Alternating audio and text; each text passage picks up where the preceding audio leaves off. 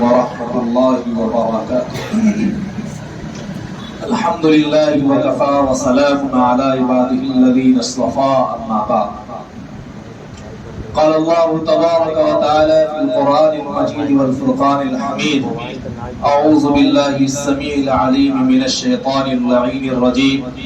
بسم الله الرحمن الرحيم. هو الذي أرسل رسوله بالهدى ودين الحق ليظهره على الدين كله وكفى بالله شهيدا. صدق الله العظيم. وقال النبي صلى الله عليه وسلم: لو كان بعدي نبي لكان عمر، او كما قال علیہ الصلوۃ والسلام. حضرات سامعین باتم کی، اللہ کے حبیب تاجدار دو عالم احمد مجتبی محمد مصطفیٰ صلی اللہ علیہ وسلم پر درود شریف پڑھ لیجیے. اللہم صلی علی محمد وعلی آل محمد کما صلیت علی ابراہیم وعلی آل ابراہیم انک حمید مجید. اللہم بارک علی محمد وعلی آل محمد کما بارکت علی ابراہیم وعلی آل ابراہیم انک حمید مجید. میرے واجب الاحترام، ابھی میں نے آپ حضرات کے سامنے قرآن مقدس کی ایک آیت کریمہ تلاوت کی ہے اور حدیث کا ایک ٹکڑا آپ حضرات کی گوش گزار کیا ہے. یہ محرم الحرام کا مہینہ اور اس میں کوئی نہ کارڈ تقسیم ہے نہ کوئی کسی کو مبارکباد دینا.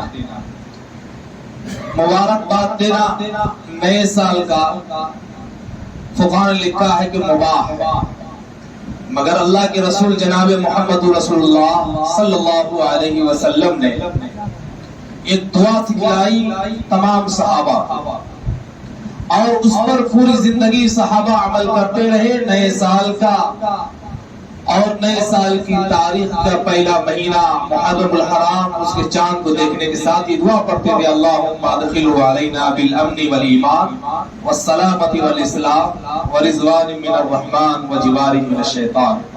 اللہ امن و امان اور سلامتی اور اسلام کے ساتھ اس مہینے کو ہم پر مسلط فرما، شیطان کے مکر و دجل سے ہماری حفاظت فرما، اور یہ آنے والا مہینہ اور یہ سال امن و امان اور خیر اور بھلائی کے ساتھ یہ سال گزر جائے. یہ دعا ہو. اس میں کوئی کارڈ تقسیم نہیں، کوئی مبارکباد نہیں، کوئی میسج نہیں. یہی ہے اسلام کی خوبصورتی. کوئی واویلا مچانا نہیں، کوئی پارٹی شارٹی نہیں ہوگی.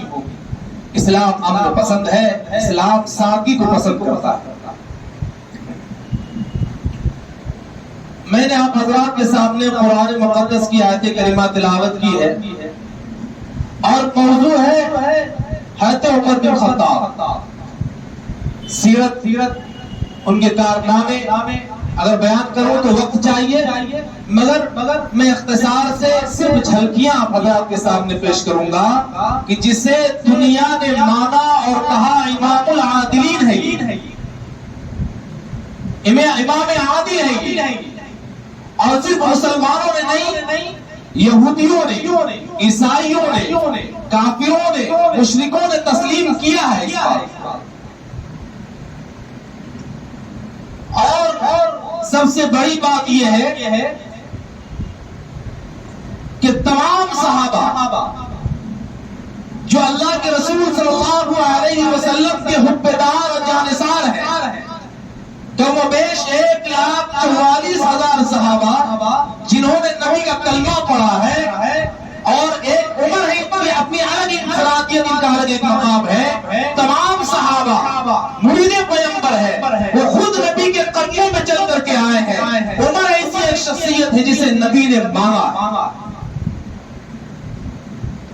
حضرت ابراہیم نے دعا مانگی مصطفیٰ کے لیے: ایسا بھیج دے ربنا وبعث فیہم رسولا، ہم میں سے ایک رسول بھیج دے. تو میرا مصطفیٰ مانگ کر لیا گیا اور مصطفیٰ نے عمر کو مانگا. اللہ کے رسول کی دعا کیا تھی؟ غلاف کعبہ پکڑ کر، غلاف کعبہ پکڑ کر، یا یوں کہیے کہ کعبہ کے دروازے کو پکڑ کر یوں کہا: اللہم اعز الاسلام، اے اللہ اسلام کی عزت کے لیے چاہیے. بن الخطاب و عمر بن حشام. عمر بن حشام سے مراد ابو جہل یا ابو جہل دے دے یا عمر دے دے، مگر اسلام کی عزت کے لیے چاہیے. دعا قبول ہو گئی. عمر اسلام کے قدموں میں آ گیا، مگر اسلام کو عزت نہیں ملی. یہ دعا قبول نہیں. اسلام کی عزت کے لیے چاہیے. میں اپنے تخیل میں جا کر یہ سوچتا ہوں کہ اللہ نے بھی کہا ہوگا جب میرے محبوب نے دعا مانگی ہے، یا عمر دے دے یا عمر دے دے یا عمر بن خطاب دے دے یا ابو جہل دے دے، تو رب نے کہا ہوگا کہ عمر کیوں نہیں مانگتا، ابو جہل کیوں نہیں مانگتا. تو رب نے دیتا ہوگا دونوں کے دلوں کو. ابو جہل کو پڑھا لکھا عالم ہے، پھر بھی کیوں نہیں مانگتا.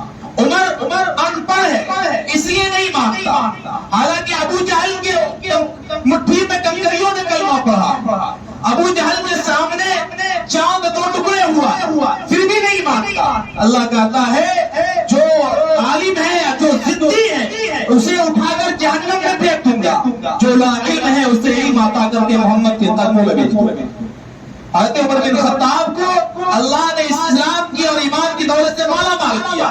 اب ایمان میں داخل ہو گئے، اسلام میں داخل ہو گئے، مگر دعا وہی ہے اللہم اعز الاسلام. اسلام کی عزت کے لیے چاہیے. جب تک آقا رہے ایران فتح نہیں ہوا، روم فتح نہیں ہوا، اسلام کو عزت نہیں ملی. صرف ایک دعا قبول ہوئی کہ اسلام کی عزت کے لیے چاہیے. عمر تو مل گیا، مگر اسلام کو جو عزت ملی تھی وہ ابھی تک نہیں ملی. اس لیے کہا کہ آقا عمر، رہبر عمر، مرشد عمر، مولا عمر باد بہاری کی طرح گزرا عراق و روم سے، ابر کرم بن کر اٹھا ایران پر برسا عمر. ماں بعد ختم المرسلین، کوئی نبی آنا نہیں، یہ سلسلہ چلتا آتا ایک نبی ہوتا ہوگا. تو اس لیے میرے محترم بزرگ دوستو، تو اللہ کے رسول نے مانگی اسلام کی عزت کے لیے اور اسلام کی عزت کے لیے چنا حضرت عمر بن خطاب کو، مگر اسلام کو عزت ابھی تک نہیں ملی. یہ وہی عمر ہے جسے امام عادلین کہتے ہیں. ایک وقت ایسا آیا کہ حضرت عمر بن خطاب اپنے حجرے میں ہے اور حضرت علی رضی اللہ عنہ کا گزر ہو رہا ہے، رات کا وقت ہے. تو حضرت علی کو دل میں خیال آیا کہ جب اس راہ سے میں گزر رہا ہوں تو تھوڑا عمر بن خطاب سے ملاقات کر لوں، حال احوال لے لوں. تو کیا تھا، حضرت علی نے دروازے پر دستک کی. عمر دروازہ کھولا، کہا علی کیسے آنا ہوا؟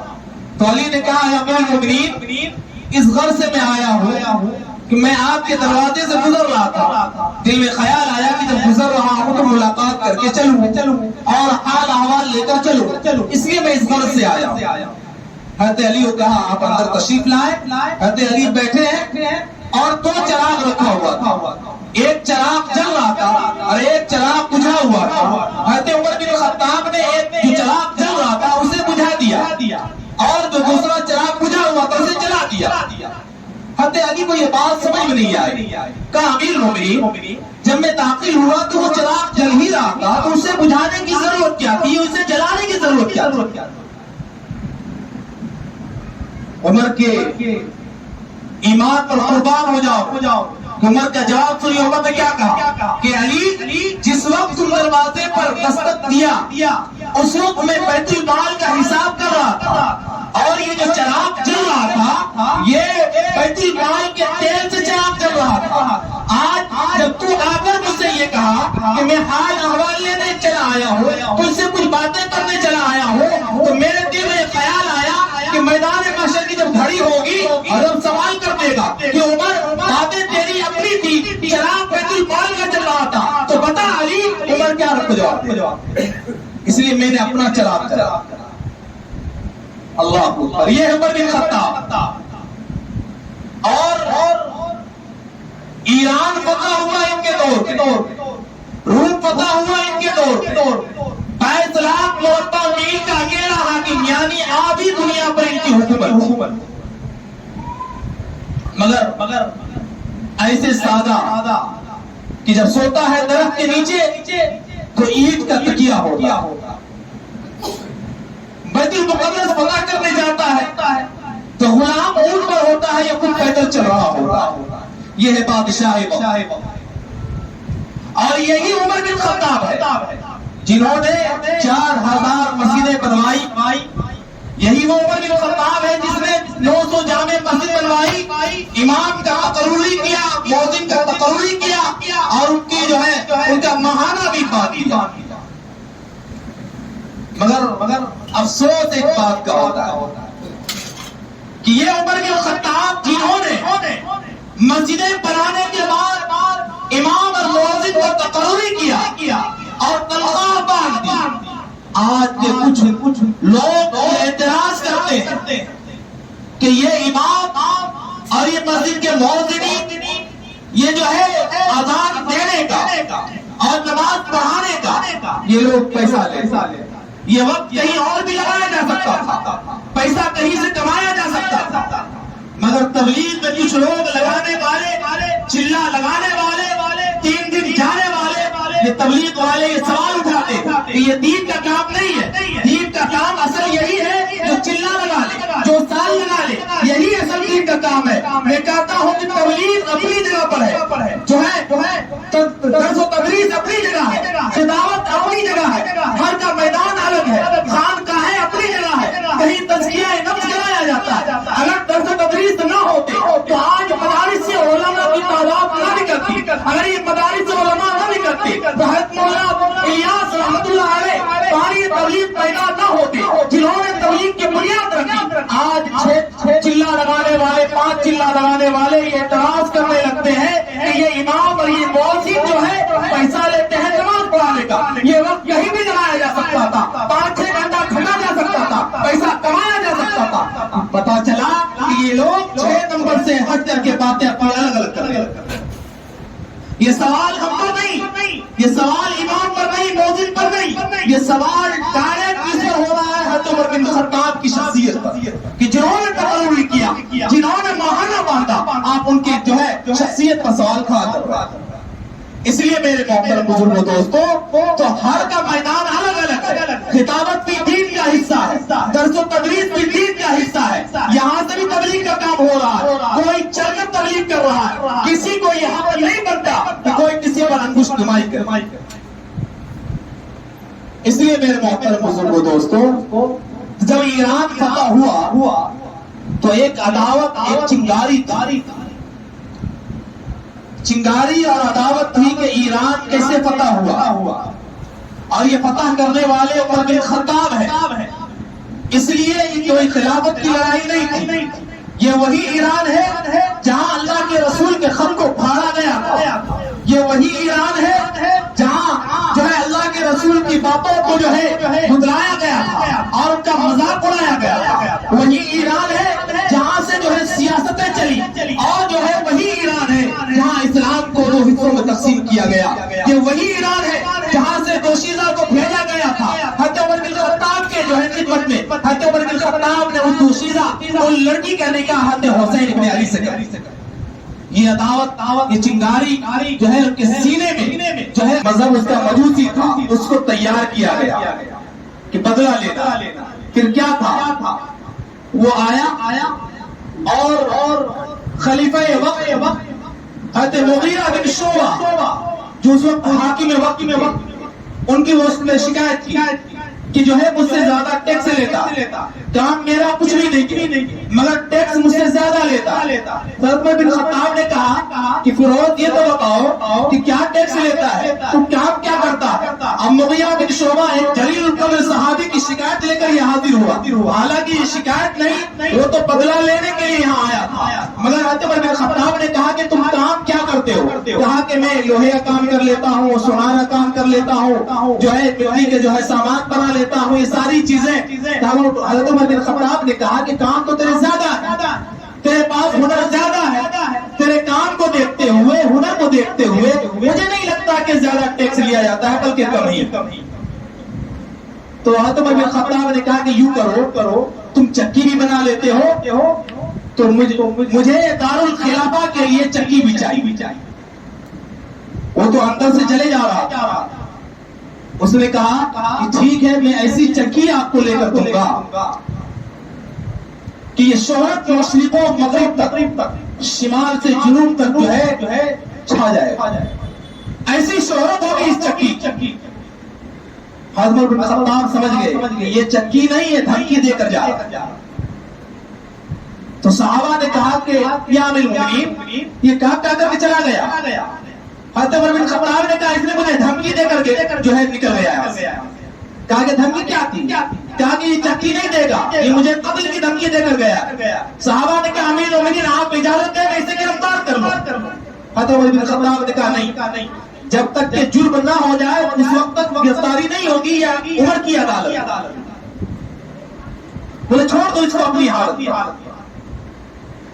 اور حضرت عمر بن خطاب کی دعا بھی کیا تھی اللہم انی اسألک شہادتا فی سبیلک واجعل موتی فی بلد حبیبک محمد.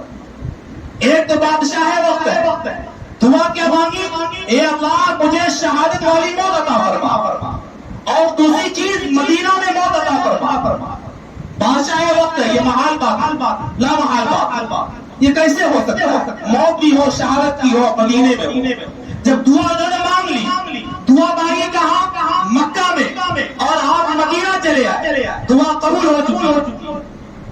اور حضرت عمر بن خطاب کہتے ہیں کہ اللہ کے رسول صلی اللہ علیہ وسلم کے ساتھ ہمارا میں ابو بکر عثمان احد کے پہاڑ پر کھڑا تھا. پہاڑ جنبش کرنے لگا پہاڑ ہلنے لگا تو اللہ کے رسول نے احد پہاڑ سے مخاطب ہو کر کہا کہ پہاڑ اے احد پہاڑ تجھے نہیں معلوم تجھ پر ایک نبی بھی ہے ایک صدیق بھی ہے اور دو شہید بھی ہے.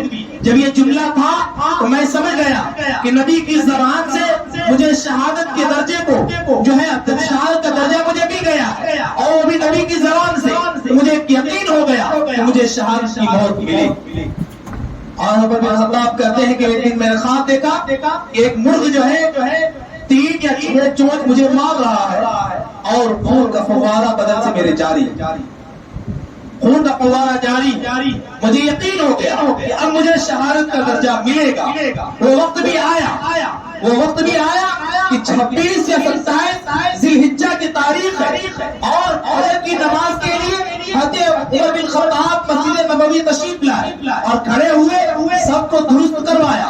اسی سب میں مجوسی ابو لولوب بھی تھا وہ بھی خنجر لے کر کے تیار تھا کیونکہ وقت وہی اثر تھا موضوع وقت وہی تھا. وہی جو ہے اسی حالت میں حضرت عمر بن خطاب کو شہید کرنے کا انہیں مارنے کا پورا منشا بنا کر کے وہ آیا ہوا. حضرت عمر بن خطاب فجر کی نماز کے لیے کھڑے ہو.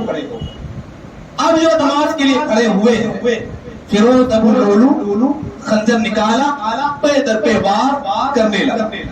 اب دیکھ یہاں وار ہوا حضرت عمر کی آنکھ کٹ گئی. حضرت عمر ہے کہ میرا قاتل کون اور وہ صحابہ کی صفحے تھی. جب وہ خنجر سے وار کیا اور جب بھاگنے لگا تو صحابہ کی جو صفحے تھی بڑی لمبی قطار میں تھی اور یوں سیسا پلائی ہوئی دیوار طرح بنی ہوئی تھی. وہ خنجر لے کر کے بھاگ کر نہیں نکل سکا بلکہ 17 صحابہ کو جو ہے زخمی کر دیا جس میں سے 7 صحابہ کی شہادت ہو گئی. پھر بھی وہ نہ نکل سکا. جب وہ دیکھا کہ جب میں نہیں نکل سکتا ہوں تو یہ صحابہ کی جماعت ہے مجھے اسی خنجر سے ختم کر دے گا. وہ بہتر اسی نے مناسب سمجھا کہ وہ اسی خنجر سے اپنے آپ کو مارتا گیا اور وہی مر گیا. مگر عمر نے کیا کہا کہ کون ہے میرا قاتل؟ حضرت علی نے کہا یا امیر المؤمنین قاتل جو ہے وہ مجوسی. حضرت عمر بن خطاب نے کہا فزت ورب الکعبہ میں رب کعبہ کی قسم میں کامیاب ہو گیا. میرے خون میں کسی مسلمانوں کا ہاتھ نہیں. اور حکیم آ رہے ہیں طبیب آ رہے ہیں زخم کو دیکھتے ہوئے اس کا علاج کرنے کے لیے. حضرت عمر سے کہا کہ عمر تیرے زخم کو دیکھتے ہوئے مجھے شہد چاہیے وہ ایک پیارا شہد چاہیے. چاہیے. حضرت عمر بن خطاب نے کہا کہ کیوں؟ کیا کہ اس میں دوا گھول کر مجھے پلانا تاکہ زخم بھر جائے, تجھے افاقہ ہو جائے. حضرت عمر بن خطاب کی آنکھ میں آنسو آئے اور کہا کہ اے طبیب, میں تو ہوں وقت کا حاکم, میں تو ہوں امیر المؤمنین, مگر میری حالت یہ ہے کہ میرے گھر میں نہ شہد ہے نہ اتنا روپیہ ہے کہ میں شہد بازار سے خرید سکوں. ہے بادشاہ ہے, حالت کیا ہے؟ نہ شہد ہے نہ اتنی رقم ہے کہ وہ بازار سے شہد بھی خرید سکے. تو اس طبیب نے کہا امیر المومنین آپ تو بیت المال سے بھی شہد منگوا سکتے ہیں, کون ہے ٹوکنے والا؟ کون ہے آپ کو بولنے والا؟ کس کی جرت ہے جو آپ کو بول سکتا ہے, ٹوک سکتا ہے؟ حضرت عمر بن خطاب نے کہا ٹھیک ہے, میں انتظام کرتا ہوں شام, ابھی فی الحال آپ جائیں, میں انتظام کر لوں گا, پھر میں تجھے آپ کو جو ہے بلاؤں گا, جب تک میں میٹنگ کر لیتا ہوں. تمام صحابہ کو, تمام کابینہ کی میٹنگ کو بلایا, تمام جو ہے شورا کو بلا کر کے میٹنگ کروائی اور کہا صحابہ نے یہ سوچا کہ لگتا ہے کہ حضرت عمر بن خطاب کی شہادت کا وقت قریب ہے, ہو سکتا ہے کچھ وصیت کچھ نصیحت کرنا چاہتے ہو. عمر بن خطاب نے کہا کہ میرے صحابہ, میرے رسول کے یارو, مجھے ایک پیالہ شہد کی ضرورت, کیا مجھے بیت المال سے مل سکتا ہے؟ صحابہ کی چیخیں نکل گئی. صحابہ نے کہا یا امیر المؤمنین, جس کی پوری زندگی اسلام کی ترویج و اشاعت میں گزری ہو, جنہوں نے اسلام کے لیے, اسلام کو پھیلانے کے لیے اپنی پوری زندگی لگا دیا ہو, آج انہیں بیت المال سے شہد لینے کی ضرورت پڑی اور ہم سے آپ جو اجازت مانگ رہے ہیں. یا امیر المؤمنین, آپ کیا شہد کا ایک پیالہ, کیا اگر آپ کے زخم کو ٹھیک کرنے کے لیے, آپ کی صحت کو ٹھیک کرنے کے لیے اگر بیت المال کا پورا مال بھی خرچ ہو جائے کوئی ہم تک نہ کہے گا. تو عمر بن خطاب نے کہا کہ صحابہ, بات یہاں کی نہیں ہے, بات وہاں کی ہے. اگر آج اسے مشورہ نہ کرتا تو رب پوچھ بیٹھتا کہ زخم دے رہے تھے اور بیت المال کا تو رقم استعمال کیا. تو بتاؤ عمر کو کیا جواب ہے؟ اللہ اکبر. 26 سے 27 ذوالحجہ کو آپ پر وار ہوا اور اس جانباز کی موت سے محرم الحرام کی پہلی تاریخ شروع ہو. اللہ اکبر, پہلی تاریخ محرم الحرام کی, اور آپ اس دنیا سے رخصت ہو. اب پوچھنا یہ, کیا حضرت حسین کی قربانی حضرت عمر سے زیادہ ہے؟ حضرت حسین کا مقام اپنی جگہ, حضرت عمر کا مقام اپنی جگہ. حضرت عمر کی جتنی قربانی ہے اسلام کے لیے, اتنی قربانی حضرت حسین کی نہیں. آج محرم الحرام کی 2 تاریخ ہے, کس نے حضرت حسین کے نام سے سبیل لگایا, حضرت عمر کے نام سے؟ سراسر ناانصافی ہے کہ ایک کے نام سے آپ پورے 10 دن جو ہے ڈنڈورا پیٹتے ہیں اور ایک کے نام کا کوئی ذکر نہیں. اسلام یہ پسند نہیں کرتا. شہادت, یہ شہادت جو ہے ہر مومن کی یہ تمنا ہوتی ہے کہ مجھے رب کی راہ میں شہید کر دیا جائے. اللہ کے رسول کی تمنا تھی, ثم اقتل ثم احیا ثم اقتل ثم احیا, میں اللہ کی راہ میں قتل کر دیا جاؤں, پھر زندہ کر دیا جاؤں, پھر قتل کر دیا جاؤں, پھر زندہ کر دیا جاؤں. گویا قتل ہوتا رہوں, زندہ ہوتا رہوں, رب کی راہ میں یوں شہید ہوتا رہوں. یہ اللہ کے رسول کی تمنا. اور یہ وہ عمر ہے جس کے تعلق سے اللہ کے رسول نے فرمایا کہ عمر تو وہ عمر ہے کہ اولاد مر جائے والدین روتے ہیں, والدین مر جائے اولادیں روتی ہے, بھائی مر جائے بہن روتی ہے, بہن مر جائے بھائی روتے ہیں. اے عمر, دنیا سے جس دن جائے گا قیامت تک میں محمد کا دین روتا رہے, قیامت تک میں محمد کا دین روتا رہے گا. تو وہ شخصیت. اس لیے میرے محترم بزرگوں دوستو, تو یہ هو الذی ارسل رسولہ بالہدی ودین الحق. حضرت شاہ ولی اللہ محدث دہلوی نے لکھا ہے کہ اس کی عملی تفسیر حضرت عمر, اس کی عملی تفسیر حضرت عمر. تو اس لیے میرے محترم بزرگوں دوستو, تو اسلام کو عزت ملی, روم فتح ہوا, ایران فتح ہوا, کیسر و کسریٰ اسلام کے قدموں میں آیا حضرت عمر کے دور. اس لیے کہ هو الذی ارسل رسولہ بالہدی ودین الحق, اسلام پورے ادیان پر غالب ہوگا, اور اس کی عملی تفسیر حضرت عمر ہے جنہوں نے بنیاد رکھی. اس لیے کسی نے کہا کہ عمر وہ ہے, اٹھے تو زیست کا عنوان بنے, منبر پر چڑھ کے بولے, حق کا بیان بنے, اعلانیہ ہجرت کرے, جرت کا اعلان بنے, تولے میزان بنے, بولے قرآن. جہاں عمر نے مشورہ دیا, جہاں عمر نے تائید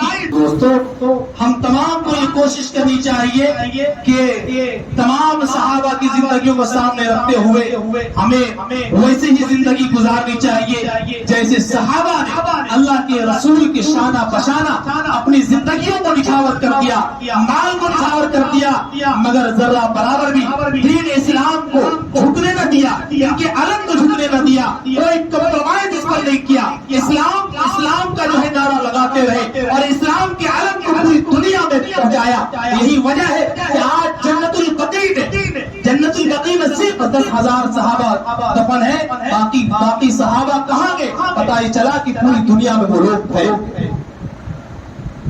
جب حضرت عمر کی شہادت ہو گئی، وفات ہو گئی، حضرت عمر نے کیا کہا بیٹے سے، عبداللہ بن عمر سے، بیٹے اماں عائشہ سے اجازت لے لینا، اور یہ کہنا کہ عمر نے خواہش ظاہر کی، یہ مت کہنا کہ امیر المومنین، نہیں، عمر نے خواہش ظاہر کی کہ میں اپنے آقا کے روضے میں سونا چاہتا ہوں۔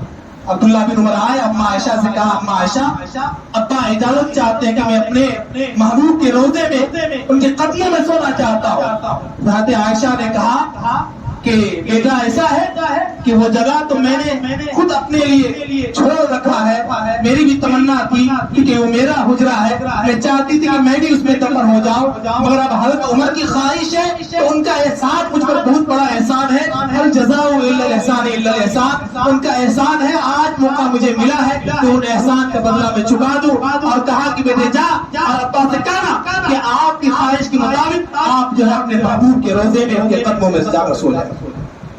حضرت عمر نے کہا بیٹے اجازت مل گئی، اس کے بعد پھر وصیت کی جب میری نماز جنازہ ہو جائے پھر اماں عائشہ حجرے کے پاس رکھنا اور پھر اجازت مانگنا، اگر اجازت مل گئی تو ٹھیک، نہیں ملی تو مجھے جنت البقیع میں دفن کر دینا۔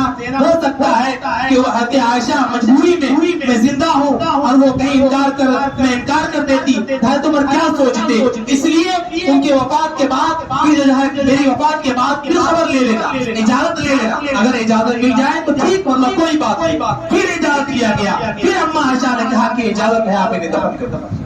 اللہ اکبر۔ حضرت صہیب رومی رضی اللہ عنہ نے آپ کی نماز جنازہ پڑھائی۔ اسلام کی پہلی تاریخ سے شہادت کا دور شروع ہو گیا۔ یہ شہادت میں بارہا کہا کرتا ہوں کہ یہ اسلام کی کوئی تاریخ ایسی نہیں ملے گی جہاں جو ہے شہادت کا جو ہے واقعہ نہ ملتا ہو۔ کہاں کہاں آپ ماتم منائیں گے، کہاں کہاں آپ ڈھول تاشے بجائیں گے، کہاں کہاں آپ جو ہے سینہ کو بھی کریں گے۔ اس لیے میرے محترم بزرگوں دوستو، شہادت جو ہے مومن کی عین مطلوب ہے، شہادت ہر مومن کی تمنا ہوتی ہے کہ شہادت کا درجہ مجھے مل جائے۔ اللہ تعالیٰ سے دعا ہے اللہ تعالیٰ ہم تمام مسلمانوں کو کہنے سننے زیادہ عمل کی توفیق عطا فرمائے۔ اور یہ اقصی سول کوڈ کے تعلق سے جو تاریخ تھی 14 جولائی، اس میں توسیع کر کے اس کو آگے بڑھا دیا گیا ہے، اب 28 جولائی ہو گیا ہے، لہٰذا جو لوگ نہیں ابھی تک سے احتجاج اپنا درج کرائے ہیں لہٰذا وہ کوشش کر کے احتجاج درج کرائیں۔ وما توفیق الا باللہ وما علینا الا البلاغ۔ الحمد لله الذي لم يزل ولا يزال حيا قيوما عالما قديرا مدبرا سميعا بصيرا، ونشهد أن لا إله إلا الله وحده لا شريك له، ونشهد أن سيدنا ومولانا محمدا عبده ورسوله الذي أرسل إلى الناس كافة بشيرا ونذيرا، وصلى الله عليه وعلى آله وأصحابه وبارك وسلم تسليما كثيرا كثيرا، أما بعد، فيا أيها الناس، إن لكم معالم فوته إلى معالمكم، وإن لكم نهاية فوته إلى نهايتكم، فإن العبد المؤمن بين مخافتين، بين أجل قد مضى لا يدري ما الله صانع فيه، وبين أجل قد مضى لا يدري ما الله قاض به، فليتزود العبد من نفسه لموته، ومن حياته لموته، ومن شبابه لكبره، ومن دنياه لآخرته، فإن الدنيا خلقت لكم وإنكم خلقتم للآخرة، فوالذي نفسي بيده ما بعد الموت من مستعتب ولا بعد الدنيا دار إلا الجنة أو النار. أعوذ بالله من الشيطان الرجيم. وإذا سألك عبادي عني فإني قريب أجيب دعوة الداعي إذا دعان فليستجيبوا لي وليؤمنوا بي لعلهم يرشدون. أقول قولي هذا أستغفر الله لي ولكم ولسائر المسلمين فاستغفروه إنه هو الغفور الرحيم.